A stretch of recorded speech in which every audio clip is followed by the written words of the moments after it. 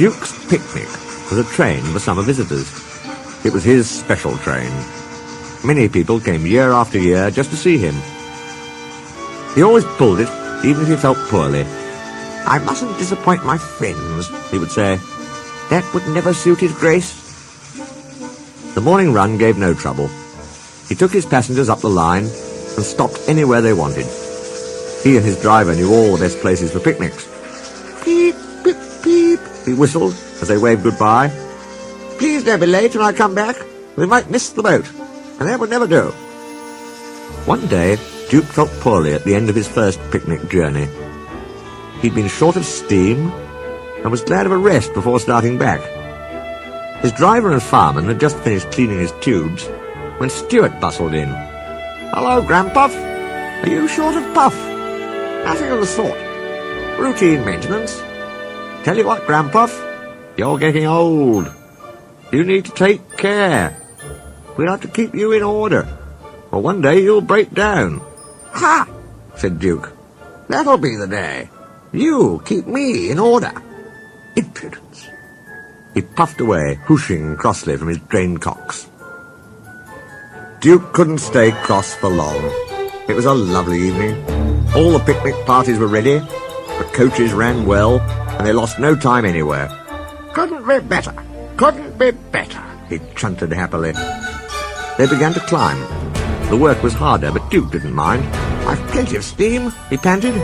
"We'll be up in a couple of puffs." He needed more than that, though.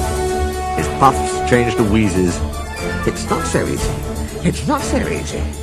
My old valves would stop blowing now. I'll manage. I'll manage." But the leaks became worse, and soon he was hostile with escaping steam. Duke's driver examined him carefully at the next station, while the guard went to telephone. Anxious passengers gathered round. "2 engines are coming," the guard reported. "With luck, we'll be away in 15 minutes. You'll easily catch your boat." Falcon buffered up in front. "Poor old Grandpuff," he hushed importantly. "What a shame you've broken down." "Beep, beep, beep, beep. This is the day," whistled Stuart cheekily. He was coupled on behind. "Beep, beep, beep. Are you ready?" whistled Falcon. "Beep, beep, beep. Yes, I am," replied Stuart, and away they went. Falcon had left his train at the middle station. Arrived there, the cavalcade split up. Falcon went down to the port with Duke's picnic, while Stuart headed Falcon's train with Duke coupled behind. Stuart was excited. "Fancy me rescuing Grandpuff. This is the day, this is the day, this is the day," he chortled gleefully. "Poor Grandpuff," he thought. "He's much too old. We'll have to keep him in order now. Kindly, but firmly, that's it. We'll allow him to have runs sometimes, but Falcon and I'll do the real work. Grandpuff will be cross, but we can't help that. Poor old engine, poor old engine," he puffed kindly. Duke was by no means crippled. His valves sounded worse than they were. He could have kept his train, but his driver said, "No, our passengers will only be worried." Duke agreed. He didn't want to spoil their day. He listened to Stuart chortling and smiled. He and his driver had their own joke ready. At first they used just enough steam to keep moving, but the last half-mile was uphill. "Now," said his driver. He advanced the regulator, and Duke responded with a will. He puffed and roared as though the whole train's weight was on his buffers. People heard the noise from far away. They ran to see what was happening.